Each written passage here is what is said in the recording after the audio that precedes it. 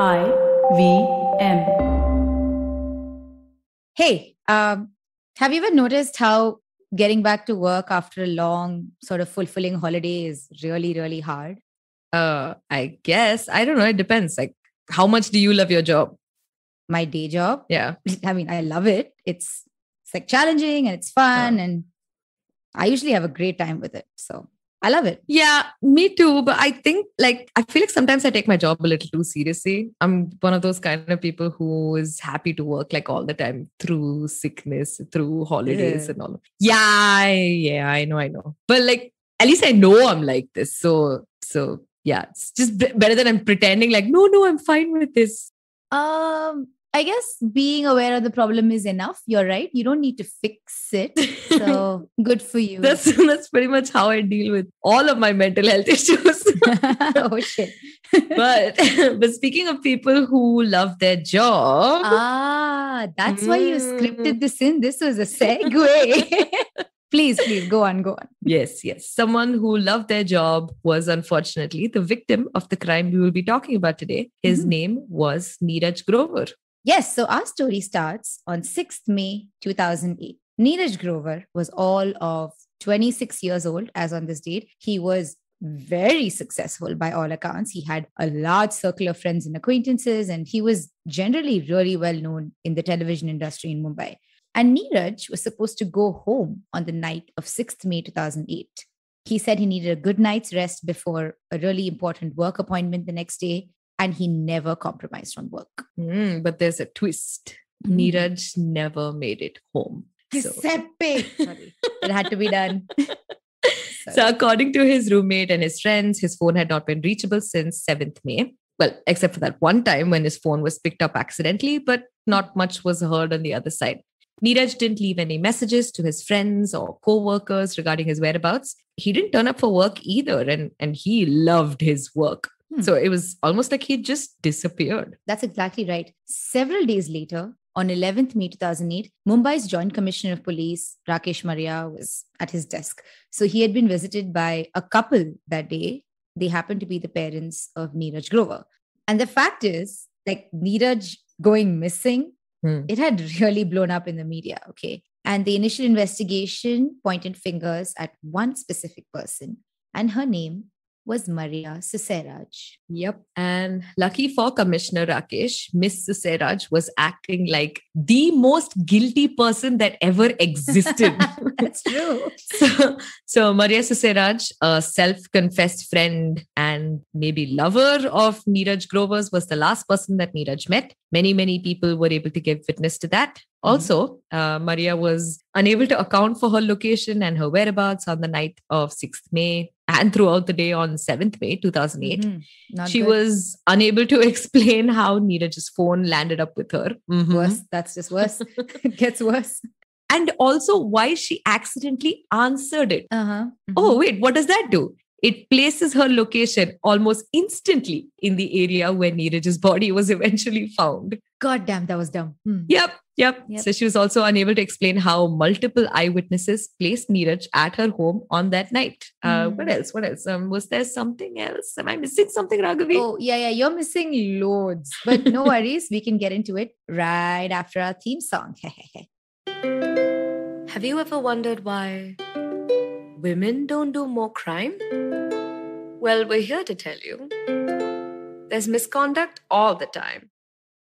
Women are thieves and murderers. That's gross misconduct. Con artists, money launderers. Criminal misconduct. Financial fraud that's hard to track. Takes some planning, but still misconduct. Even breaching a contract. Well, that's more civil though. It's misconduct. We tell you all about women that suck. Things that make you say, what the? It's misconduct. Hello, and welcome to Misconduct. We are a podcast about Indian women that did some horrible, awful stuff. I am Raghavi. And I am Nisha. And before we get into anything more, I just want to say how excited I am, Raghavi, for you to just say hello again. It was so happy because Welcome to season 2, yo. Yeah, welcome to season 2. Pew, pew, pew. Yeah, we scripted that in. It says in the script, Nisha does air horns. We have had a nice long break. Yes. We got some beach time. We took some time out, to drown out all these near constant thoughts of murder and assault and whatnot we did. And we did some yoga as well. Yes.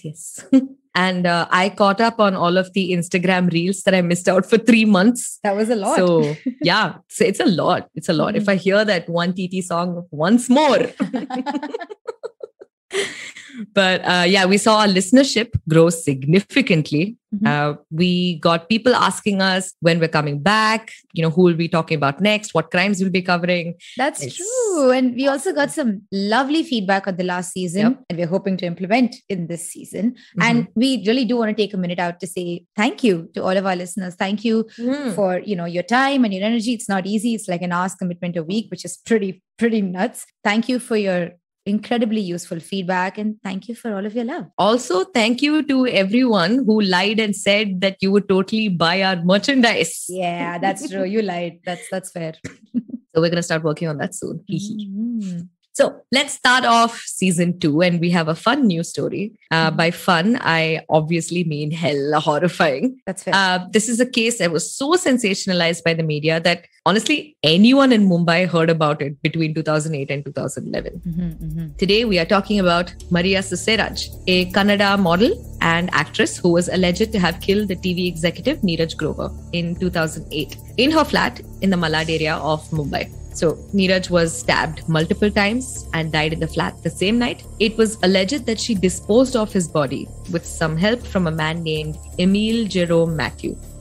How did she dispose it so easily? By chopping it up into several pieces, taking the body to the outskirts of the city and burning it to the point that he could not be recognized. The investigation and trial stretched for 3 years, and in 2011, she was found guilty. Not for the murder, but for destroying evidence. So Maria spent about 3 years in jail anyway and was allowed to leave prison based on the time she already served. Oh, okay. That is heavy. On that note, guys, this episode will have some very upsetting descriptions of murder, including mutilation of a human body. There are also references to sexual assault and bodily harm throughout, including domestic abuse. This podcast is not suitable for children. That should be evident by now. And as for you adults, we trust that you will exercise discretion. In fact, we advise it. Listener discretion is advised. Well done. Yeah. All right. So let's get into it. Who was Maria Susairaj? So not much is known about her early life other than the fact that her family affectionately called her Monica. She grew up largely in Mysore and Bangalore. Her family ran a small construction business where her father and brother worked. And we can say with some confidence that they were sort of affluent. Right. Maria was an okay student at school, which I get. I was an okay student also. But she was really interested in singing and dancing.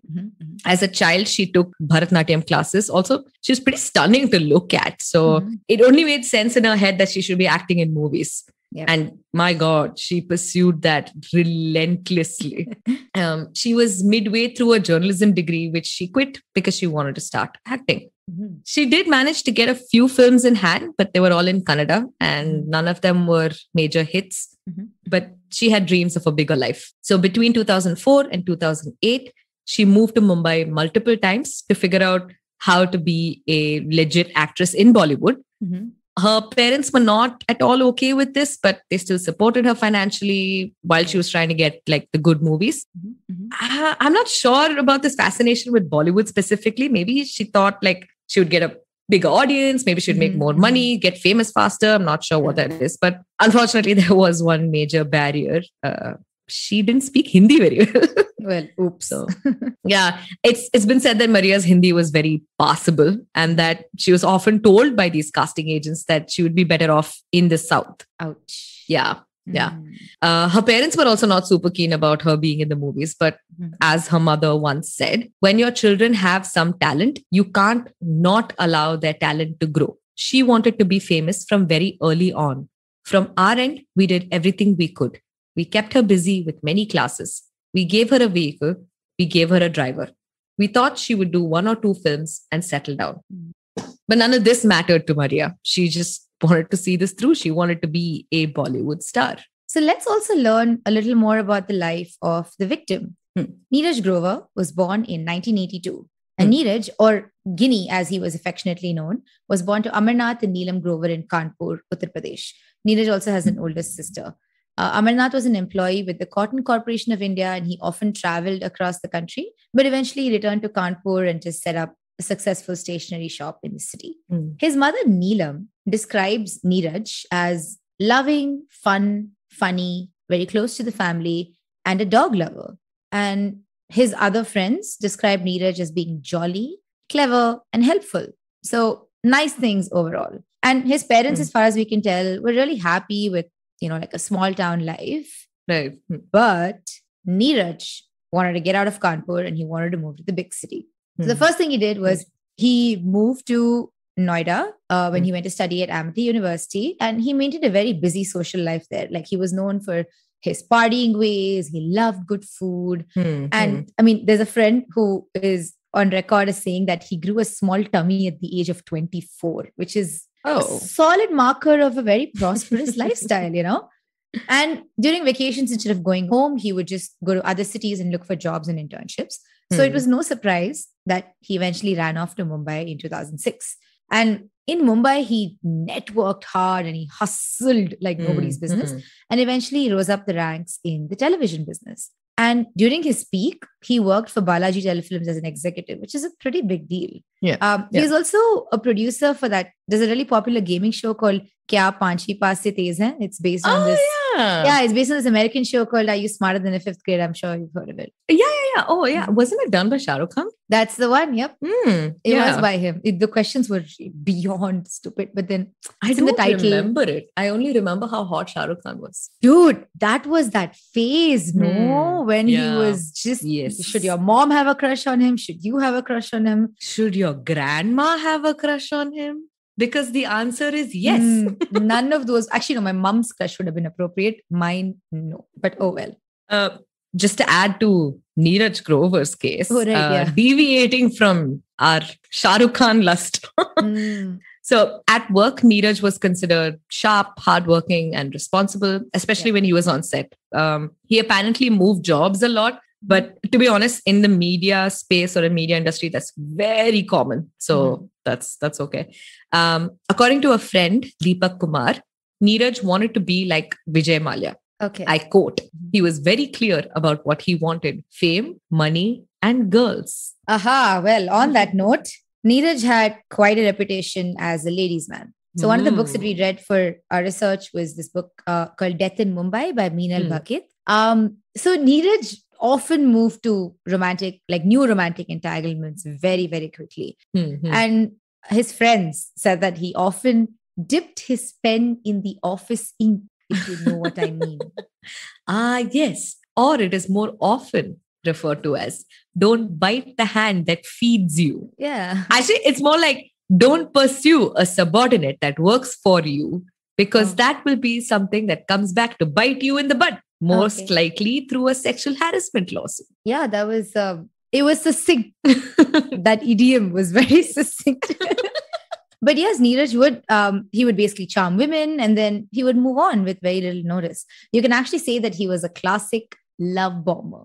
Oh God, I hate those people. I hate those people who just show you like a ton of affection and attention in the beginning, and they'll be like, oh, you make me feel so safe. I can talk to you about anything. We really get each other. And then all the while you haven't said anything, because in reality, they just basically want to hear themselves talk. Oh, yikes. Yes. So some more things about, a lot of people talked quite a bit about how Neeraj was with women. His friend Deepak, who we quoted earlier, he said, Neeraj made women feel very comfortable, which is why they trusted him and were drawn to him. But Neeraj could also spontaneously switch from one woman to another without wasting much emotion. Once the relationship was over, he would just text or call them and say that they were through and that he did not want to meet them again. Oh, God, it's so gross. I guess it's still better than ghosting, I guess. I suppose. But wait, there is more. Deepak is also quoted as saying about Neeraj, Neeraj's problem was that he could dump all the girls he wanted to, but his behavior would turn self-destructive if some women were to do the same to him. He would bitch her out, saying things like, I'm much better looking. Whose Bandika boyfriend is so ordinary. She has no class and so on. When his first girlfriend in Delhi left him, he took to drinking heavily and badmouthed her everywhere. It became a pattern with him. Wow. What a guy. What a stand-up guy. Indeed, You, indeed. you know how you shouldn't speak ill of the dead? Yeah. Yeah, so I'm not going to say anything. Okay, that's well played. That's fair. Also, you know what's weird? What? The fact that we've spoken so much about Neeraj, but not all that much about Maria. Yeah. In fact, from this point on, we will only know Maria in connection with the men in her life. That's kind of it. It's kind of sad. It's like, I guess that's all she's meant for. Even in the book that we've been speaking about, right? All of her like partying and fun life in Bangalore is described through her multiple relationships. And I mean, yes, of course, a lot of people in Bangalore do that when they're in the flush of their youth, but it's not just like, it's not just about the boys or girls or however you swing. Oh, well. Yeah. But speaking of the men in Maria's life, in 2007, Neeraj met Maria. Boy meets girl. Oh, no, this ends really too badly for you to say that, dude. Fair. Mm-hmm. Okay, so Neeraj was auditioning actors for an upcoming show, Mahabharat. Maria did not make the cut at all because her Hindi was apparently very poor. And since she was from Bangalore, but they struck a quick friendship and apparently that blurred into some romantic feelings. Mm-hmm, mm-hmm. But before they could act on it, Maria moved back to Bangalore to work on a Kannada film, but they stayed in touch over phone. Mm-hmm, mm-hmm. In April 2008, Maria was going to move back to Mumbai. Mm-hmm. She had moved back and forth between Mumbai and Bangalore like multiple times at this point, but she really wanted to give acting in Bollywood just one last real chance. Right. And she asked Neeraj to help her move and he gladly accepted. There were also reports that she stayed with Neeraj at his apartment occasionally, but that's like neither here nor there. Of course, yeah. What's important, however, are the events of the night of 6th May and the morning of 7th May 2008. But before that, there's one more thing. What's that? We forgot about Maria's ... fiance. Giuseppe, her fiance? Yes, like Beyonce, but with an M. Shut up. All right, let's talk about him. Go for it. Okay, this is about Emile, right? In March 2008, a little before she came to Mumbai and try her hand at Bollywood again, Maria got engaged to Emile Jerome Matthew. Hey. Emile, yes, that's quite... It's a nice name. Yeah, it is. Yeah. Emile was born to a Malayali Catholic family, originally from Wayanad, Kerala. He grew up in Bangalore largely, in what was described as a lovely one-story house in the middle of the city on St. Mark's Road. Oh. Right. Prime property. Prime ass property. Yes. So Emile was 2 years younger than Maria and had studied at the same school as her in Mysore. Mm-hmm. But unlike Maria, Emile was a good student. One of his teachers even described him as he was an intelligent boy with a probing mind. He always had questions at the end of the class. So he went on to join the National Defense Academy in the year 2000 and he excelled over there as well. Wow. A former commandant at the NDA, he says he was an outstanding cadet. His trainer spoke highly of him. If I recall correctly, he was good at swimming. So after graduating, he was posted as a naval lieutenant at the INS Venduruthi. Yes, that's right. In Kochi, yeah. Yes, in Kochi. That's an Indian Navy base that's currently serves as the headquarters of the Southern Naval Command. Mm-hmm. So no one exactly knows when he started seeing Maria, but we know how. Raghavi, do you remember Orkut? Oh, it's okay. Dude, that was very deep, sad time in my life. Actually, no, you know what? It was a great time in my life. But Orkut in particular. What was that? There are people who I barely knew who'd be like, Raghu, you write a testimony for me. No, that's not fair. There are people who would bully me in school and then on the bus. Yeah, anyway, back to the podcast. Yes. Yeah. So Maria and Emile reconnected on Orkut and they started chatting there. And just like that, they started dating. So sometime around March 2008, Maria had told a friend at that time, I am finally ready to settle down. Aww. So this is about like 1 month before she moved to Mumbai again. in Oh. like April 2008. Hmm. So it said that Emil's parents did not like her and did not approve of this relationship. Mhm. Apparently, they didn't like the fact that she was from the film world, Okay. although she's barely done any movies. Just saying. Harsh, harsh, harsh. This point. It also seems that they told Emil to forget about her, change his mobile number, go to church more often so he could forget about her. Maria's parents were okay with the match, but they never actually met Emil in person before. But their love persevered. Yay, so Yay. cute. And soon, That's so adorable. yes, soon they were engaged. So Emil wanted to get married as soon as possible so that she could come and live with him in the naval quarters in Kochi. Mhm. He didn't like that she was still acting, but to be honest, he just wanted her with him as soon as physically possible. So things were Okay. going well for Maria and Emil Mhm. for a while. Ah, you said Dun, that. dun, dun. I knew it. You said that with so much suspense. That's fine. Well, on that sweet note, let's take a quick break because when we come back, shit's gonna hit the fan.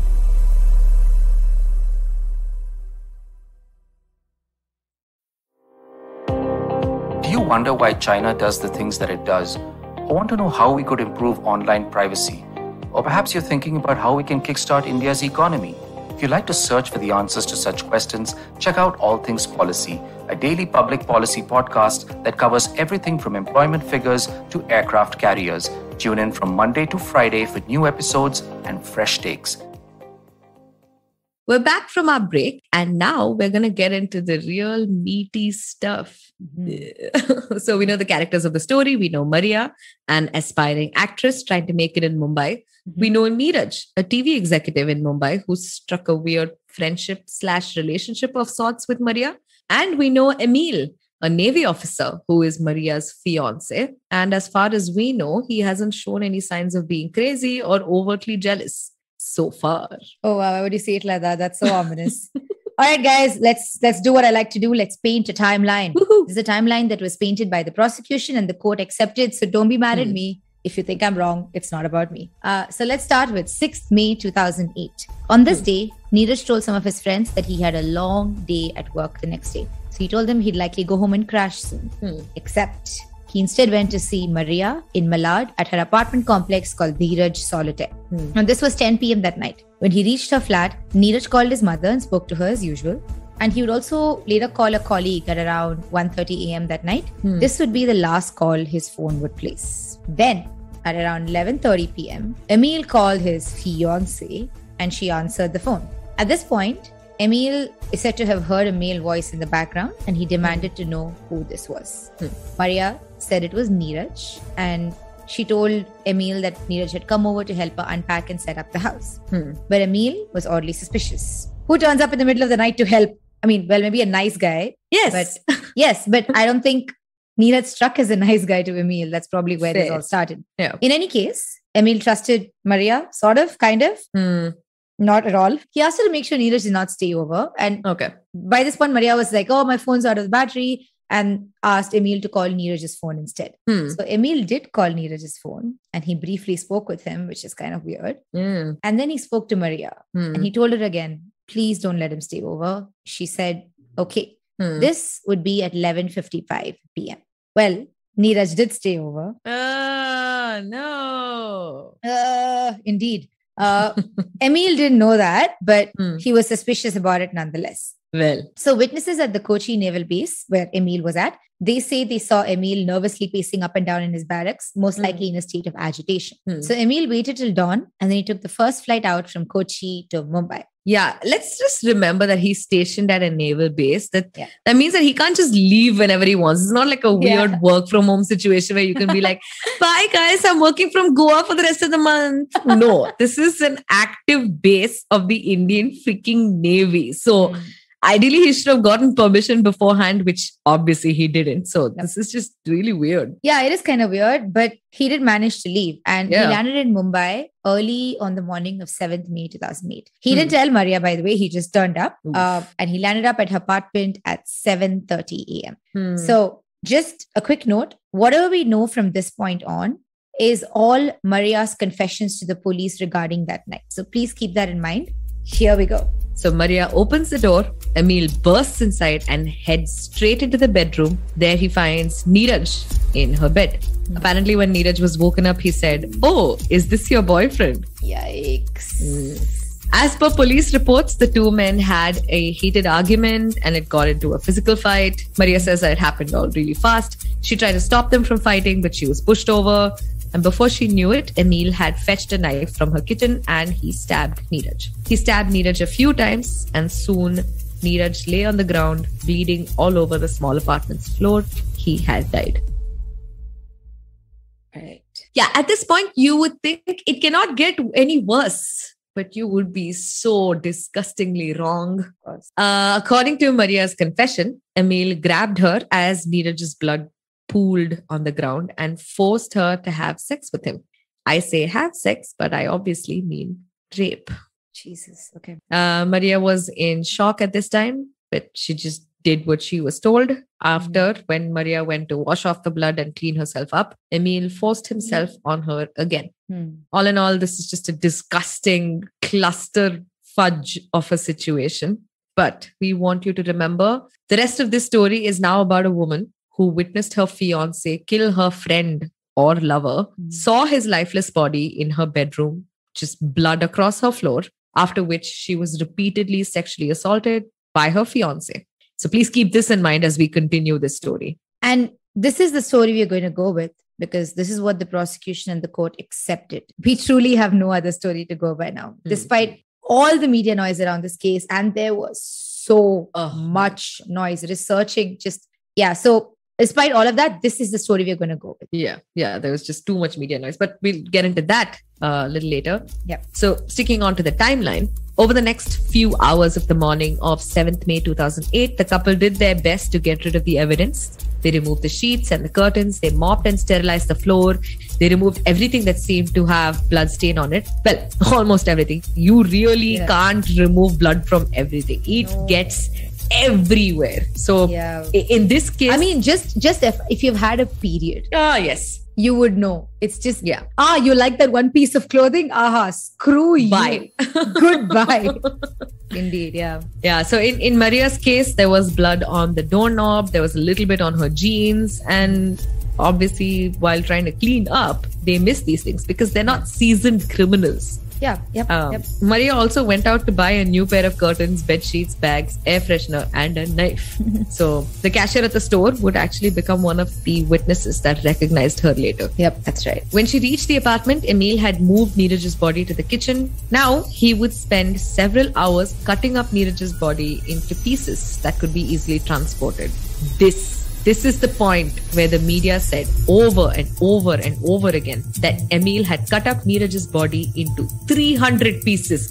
300 pieces. How is that even possible? Right? I mean, I saw that too. There was just no news report in 2008 that did not say 300 pieces, And scientifically, how is that? Listen, you know what? If you spent a lot of time in a mortuary doing it, maybe that's possible. But in the few hours that the couple had before Neeraj's body would start decomposing. No way, exactly. Not at all. I feel like this 300 pieces thing was so harped up on the media because it was like a shocking thing. It's great for a headline or whatever. So it's great to put it on repeat. And it's also kind of odd that the police never denied it. Like the only point that we received a denial was in court, which is essentially years later. That's right. So until then, it was just a really good headline. So they went with it and no one was held accountable. But the reality was that Emil cut up Neeraj's body at the joints. That's pretty much it. I mean,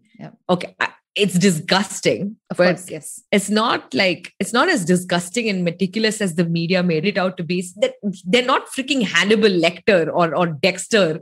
So while Emil was at work on cutting up Neeraj's body, Maria lied to a friend and borrowed his car. So the pair put Neeraj's body in multiple suitcases and they loaded it in the car. A local security guard spotted them doing this. That'll come up again later.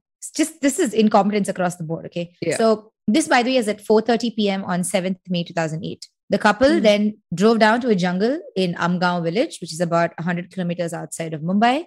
There, at around 9:30 p.m., they burned the body. They drove back to Mumbai. very sweetly, they filled up the car's gas tank with petrol. Okay. Yeah. And then they returned the car to her friend. Like, that's one oddly nice thing in this ridiculous story. After this, Emil would return to Kochi. And that was kind of that, for a little while.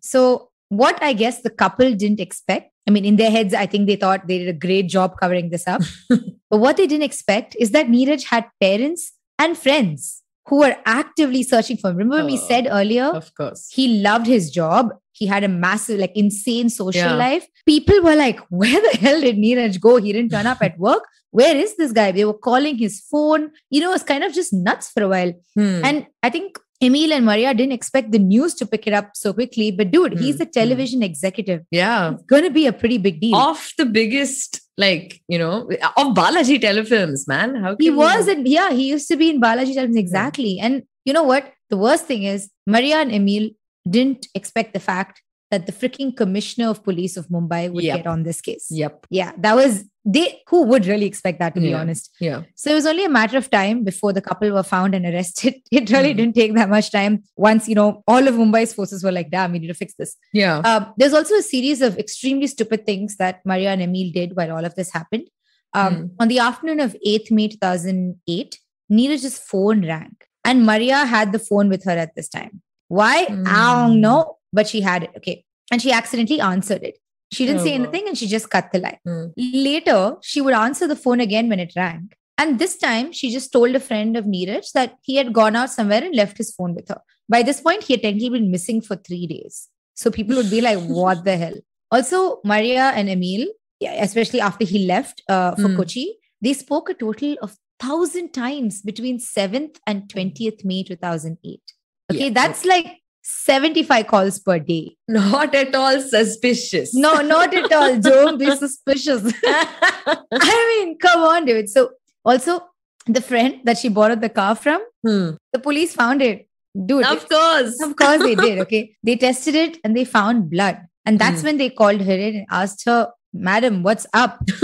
And that's when she broke down and confessed. And after this, the police would also find the body of Neeraj at the spot that he was burned. They recognized him because of a gold chain that was found at that spot, and his parents confirmed that it had belonged to Neeraj. So overall, just when you look at these facts, this is not a crime that was very well done. Not at all. Yeah, in fact, on 22nd May 2008, literally 15 days after the murder, both Maria and Emil were arrested. So it was a pretty cookie cutter sort of a murder. So much physical and circumstantial evidence. Like, so much evidence was basically coming out of their butts. Okay, so much goddamn evidence. And oh my God, did the media pick it up and run with it? Of course. Yeah. One thing that I did read that I thought was kind of interesting is how Police Commissioner Rakesh Maria apparently zoned in on Maria Susairaj really quickly. So between 7th and 22nd May 2008, Commissioner Rakesh Maria was under a lot of pressure. So it's becoming like a high profile case. Neeraj's father was speaking to just about everyone who thought might help. He was handing out posters to the public with his son's face on them with the words missing written across. He was physically searching for spots around the city where Neeraj could be, including like some septic tanks around Malad. Oh God. He had even put out a reward for information about Neeraj's whereabouts. And all the while there's this mounting pressure to either find the body or a murder weapon or just arrest someone. Yeah. Right? Yeah. But apparently Commissioner Rakesh Maria was pretty clear about who did it. When he spoke with Maria Susairaj, he apparently told her, "You, lady, are my number one suspect." Whoa. First of all, how creepy. Yeah, exactly. Secondly, why would you tell her outright? Like, what if she decided to flee the country or whatever? Damn, right? Yeah. I don't know. Rakesh Maria is much older than me and far, far, far more experienced than I will ever be. But this just still sounds like it's very sus, bro. Ooh, sus. Yeah. Listen, you know what? I've recently come to find out that Gen Zers like our podcast. Yeah. So just throw some words out there. Sus is one. What else? No, we're not doing that's that. Actually all I have. Yeah. I was on Urban Dictionary for this. Man. Yeah. Sucks. But, given the amount of physical and circumstantial evidence, some of these murders should have been easy to solve. But I want you to know that the police still somehow botched it up. Of course. Apparently, it took forever to recover the murder weapon. They actually found the body before the murder weapon was extracted and tested. Right. They also did not conduct forensics in the apartment properly. Mm-hmm. It seems that Maria Susairaj had ordered a rush job to paint a portion of her house walls, which were bloodstained. From what I've read, the walls were all painted in like different colors. Wonderful. The woman didn't even pay to have like all the walls painted the same color. I feel like the police should have definitely looked at it and been like, Madam, do you have interior designer problem or? Dude, listen, you know what? I think incompetence is a really important part of any true crime story. Okay? Primarily because if someone committed the perfect crime, we wouldn't know about it. Yes, true. It's really that simple, right? And would it even be fun for us to read and research? Especially if the cops also didn't mess up? Because like, think about it, okay? Most people that we cover, they're not seasoned criminals. You know, they did like a thing or two. Sometimes they did because it's just stupid. Yeah. And you can expect incompetence from these criminals. I understand that. But cops not doing their job right. Yeah. That is funny on a different level. And now I can be like, something you're paid to do that you cannot do. Yes, exactly. Yeah. But speaking of incompetence, there was a lot more that connected Maria and Emil to the murder. Just so much more evidence.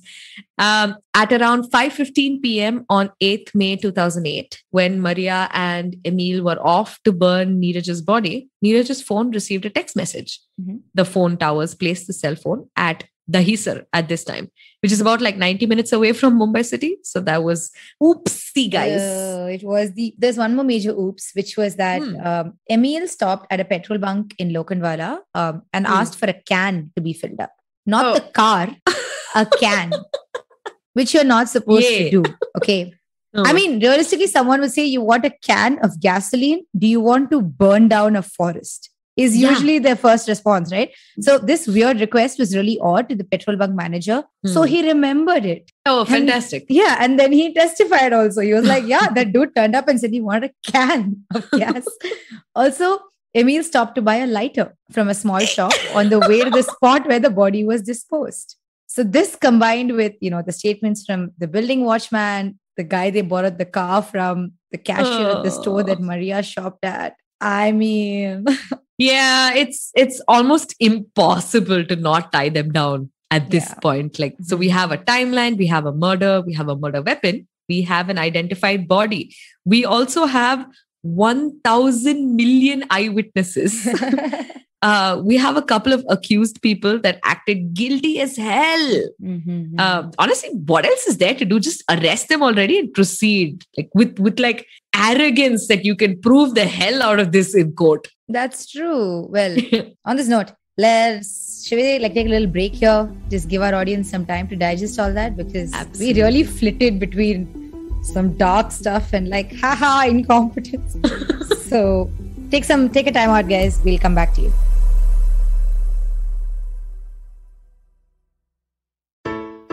Hey everybody, it's been a great week on the IVM Podcast Network.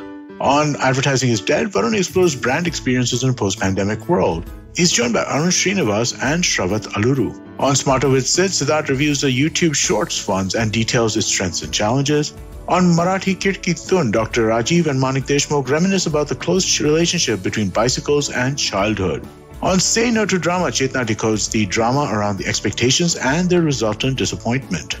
Do follow us on social media. We're IVM Podcast on Twitter, Facebook, Instagram, and LinkedIn. And remember, if you're enjoying this show or any of our other shows for that matter, please do tell a friend. And finally, we'd like to thank our sponsors this week: Cred, Bank of Baroda, Quarter, CoinSwitch, Kuber, Slay Coffee, Intel, Kotak Mahindra Bank, and Oxfam India. Thank you so much for making this possible.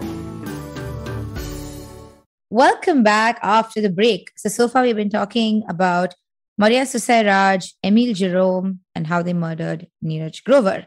Now, let's get into the trial. And this trial was a doozy. Indeed, it was. It really was. So as we said before, Maria and Emil were arrested on 22nd May 2008, which was 15 days after the crime was committed. This happened because just a day prior, Maria confessed to the police about everything that happened. Now, there's a lot of speculation here about who was really at fault, okay? Did Emil just act entirely on instinct and commit the crime?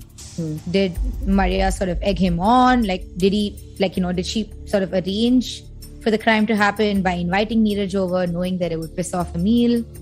Was Maria in some sort of like lover spat with Emil and wanted to make him jealous? And, she didn't anticipate such an overreaction from him. Yeah. Was Maria actually not in on it at all till she saw Neeraj's body and realized, well, shit, I have to clean up this mess now, Yeah, or was like Maria just a victim in all of this? Like she was just working entirely on instinct, and instinct which is quite messed up because she both witnessed her friend get murdered by her fiance and then got sexually assaulted by said fiance.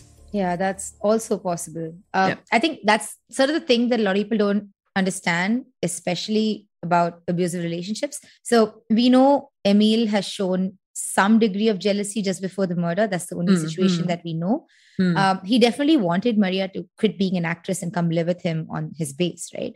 He also specifically asked Maria to not have Neeraj sleep over that night. The thing is, there are some people that might construe this as behavior that's like romantic and possessive and so cute, I think some of our movies continue to push on that trope, but there are, of course, other less optimistic people that just might construe this as like acts of an abuser. Because let's face it, if he sexually assaulted her in a rage, I would not be surprised if he had displayed other characteristics of just being an abuser prior to this. Yeah, I agree as well. The thing is, there's a lot more here than we know, clearly. And a lot of that is because either that wasn't relevant so much when the prosecution was handling the court case, or it wasn't relevant to the media also for some reason. Oh, of course. Like, seriously, how could we know this stuff unless someone made the effort to find out? Yeah. Did the media even cover their actual relationship outside of their connection with Neeraj? No, absolutely not. Yeah. Just one interesting article that I read, published by First Post, it kind of compared Maria's case to Casey Anthony. Casey Anthony is an American woman who was charged and then later acquitted for allegedly murdering her daughter. So in both cases, the focus was entirely on Maria as a killer. And therefore, there was so much like misplaced anger directed at the women involved. The thing is, high profile murders always get this sort of treatment. The idea of innocent until proven guilty, it just does not sit well with media trials. So even if Maria and Casey Anthony were not really characters that you can sympathize with, they still don't deserve like headline hungry press attention that could influence their case and of course the rest of their lives. That's fair. And I agree. So you know what? Let's just shove all the media noise away. Okay. And let's talk about what the Sessions Court said in its judgment in June 2011. So this is 3 years after Maria and Emil were arrested. Maria and Emil were both charge sheeted under Section 302 of the Indian Penal Code. Guys, you know the Indian Penal Code. We spoke about it a lot in season 1. Please go back and listen to that. It lays down the punishment for murder. We all know by now that comes with at least 10 years imprisonment. So the prosecution laid out in the case that both Maria and Emil had conspired to kill Neeraj. That was their primary. They did it together. So the primary motivation was that Maria was seduced by Neeraj with the promise of getting her a good role in a TV show for some sort of production that he worked for. When he couldn't do that, and he rebuffed her after their physical relationship, Maria brought this up with her fiance, and her fiance planned to kill him with Maria. Okay. So in the prosecution's mind, Maria was sort of like a willing participant, and she even actively plotted the murder. So they also, in addition to the murder stuff, they were also charged for destroying evidence, which comes with a 3-year imprisonment.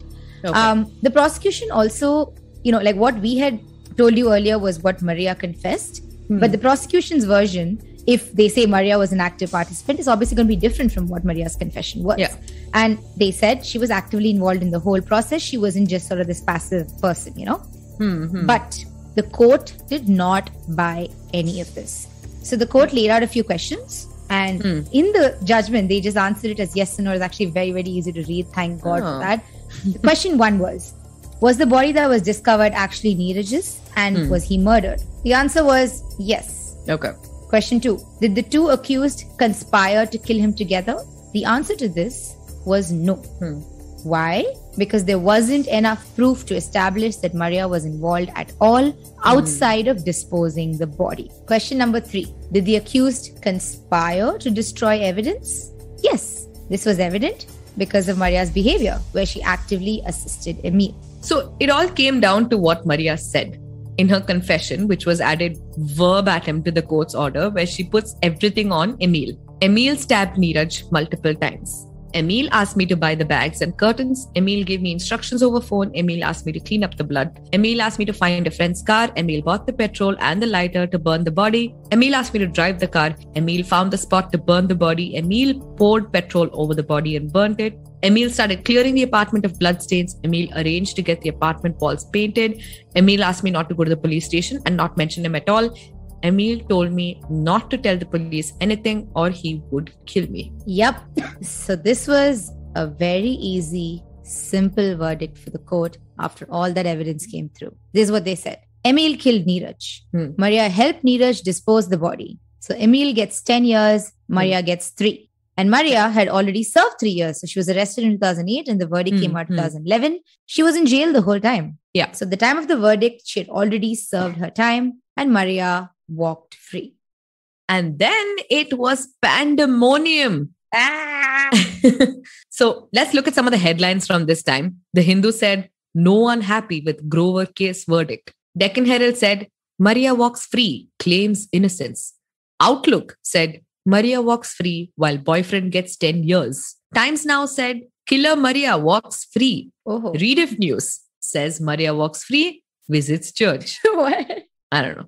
And my favorite, iDiva, Maria Susairaj walks free and gets movie offer? Question mark?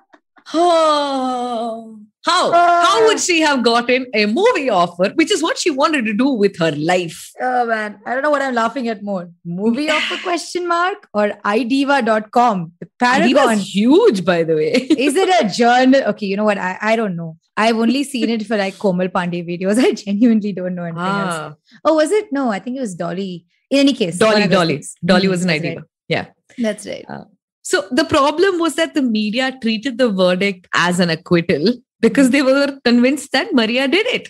It didn't matter what a damn court of law said in like 150-page long detailed judgment with every piece of evidence and the prosecution's case presented. And the fact is that it was not an acquittal. She was convicted just for a crime that she had already served the requisite time in jail. So she wasn't really walking free.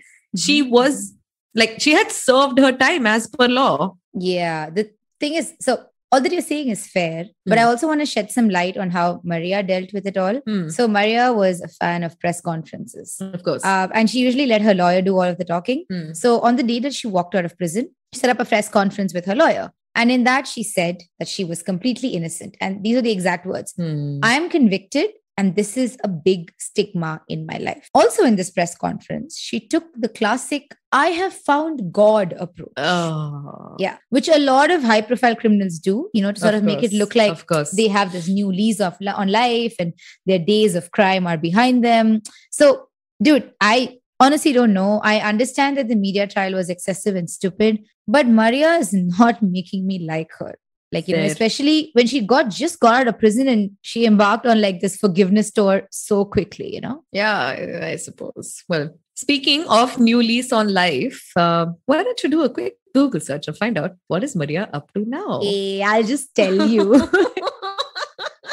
I'm very excited to tell you. Maria was arrested in 2018. Dumbass. So it appears that she met some woman who was formally convicted in some cheating case. They became best friends and basically they got together and spent a few months cheating businessmen out of their money by pretending to provide loans at, you know, rates much lower than banks in the country.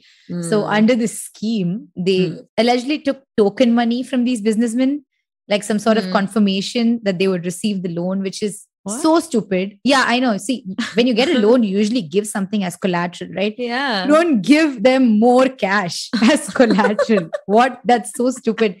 Anyway, the duo, they apparently duped a bunch of people into handing over their money this way. And so far, they've been booked under Section 420. This is also in Mumbai, by the way. So, oh, wow. Of course. I feel bad saying this, but I guess Once a criminal, always a Hey. criminal.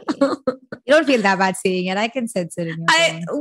I do feel kind of bad in the sense that I don't know, how does Maria Susairaj take her CV and go for like a normal like receptionist job after this? True. Like, oh, you are Maria Susairaj. Where have I? 300 pieces. Yes, that's how I know you. Can you imagine a prospective employer doing a background verification on Maria Susairaj? Exactly. You don't have to even go like, oh, let me look for her. Just the words, Maria Susairaj. And you're just like, well, boss, we cannot hire this woman. And that's awful. Yeah. I totally understand. That's kind of really shitty, actually. It is. Oh, there was another interesting thing around this entire case was that there was a movie based on this murder. Of course there was. Yeah. Ram Gopal Varma. Yeah. Who is the king of all of the things slightly scummy and exploitative, yet somehow legal. I don't know. The worst. So he decided to make a movie. And he did. It's called Not a Love Story. Oh, you know what? At least the title was honest. So that's the best I have to say. So apparently Ram Gopal Varma wanted Maria to be in the movie. Shut up. For the lulz. Maria couldn't because I assume she has some shame. But she did oppose the release of the movie. It appears Emil also filed a defamation case against Ram Gopal Varma for this, but we're not going to focus on this because it's stupid as hell. Yeah, also just we're not focusing on it because we haven't watched the movie. Yeah. Actually, Raghavi usually watches these movies and I watch none of these movies. So when we talk Pull your weight, Nisha. Never. So when we talk about it, I can be all, I didn't watch it. And Raghavi can be like, why are you like this?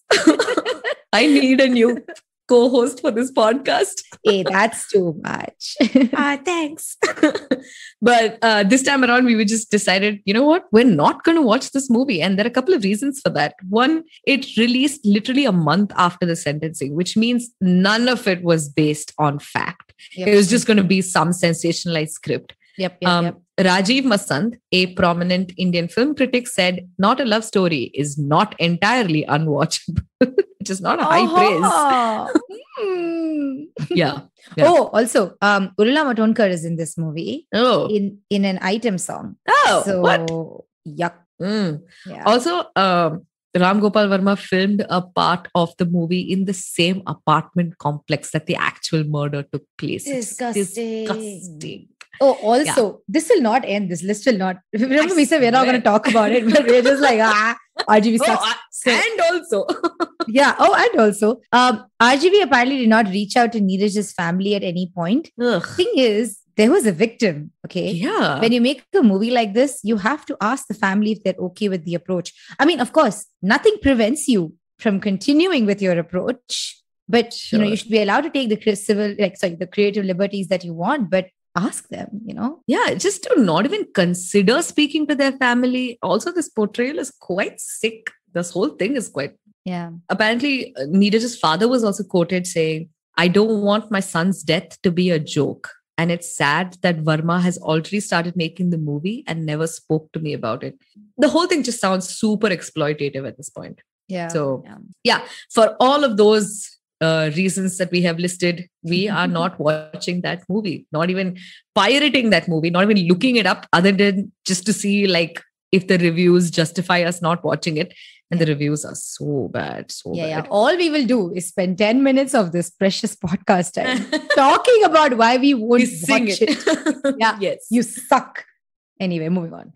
Let's be honest here. This entire case was a nightmare. It was very easily provable and yet very easily just became sensationalized, nonsensical narrative. Yeah, starting with the 300 pieces of Neeraj's body, which we all know now to be absolute bullcrap, Yes. And also ending with how Maria was treated as a literal murderer, despite evidence against the contrary, and the fact that she already served her term for her actual actions. And also because the court said she is not. Yeah, see, this is a classic case of, I don't like her, so I think she's guilty of all of the things. Yeah. Maybe she was, but no one proved it. And on that note, it's time for a musical recap. Let's do this. Let's do this. Chasing the dream of a Bollywood superstar, fighting to be seen didn't get me very far. Boys come and go, jealousy is bizarre. My fiance's at the door, now my boyfriend's in the car. Oh Maria, look at you, what a mess you got into. Oh Maria, what to do? You're crazy for your boo. Oh Maria, look at you, what a mess you got into. Oh Maria, what to do? You're crazy for your boo.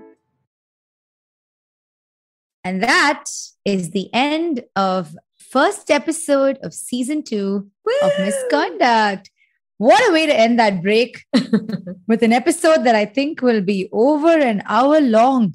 Oh no. We wanted to talk about all of the evidence that were collected, some of the stuff that the court said. Even there's so much more to talk about how the media treated the case, but we just cut it all out because just wanted to bring you the relevant and fun stuff, I guess. Yeah. Also, our analytics told us that longer episodes don't keep you interested. I guess you guys don't like detail. So for the sake of your attention, we cut it down as much as we could. So thank me. Yes. If you do want more, though, you can find all our sources on our blog. That's right. And you can follow us on our Instagram handles for some juicy crime and some cat content. Okay. My Instagram handle is @ragi.dosai. And you can find me @just.nishful.thinking. And we will see you guys on the next episode of Misconduct. See you guys.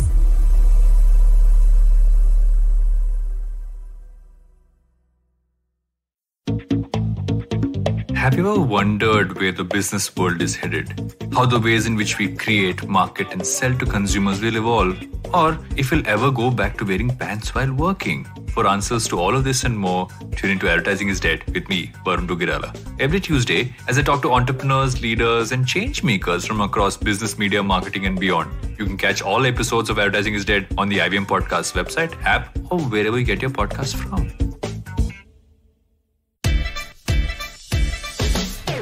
From uncensored and unfiltered chats with the who's who of the entertainment industry, I, Siddharth Kannan, bring you a very hardcore chat show called Candid Kannan. Tune in every Friday on the IVM Podcast app or wherever you get your podcasts.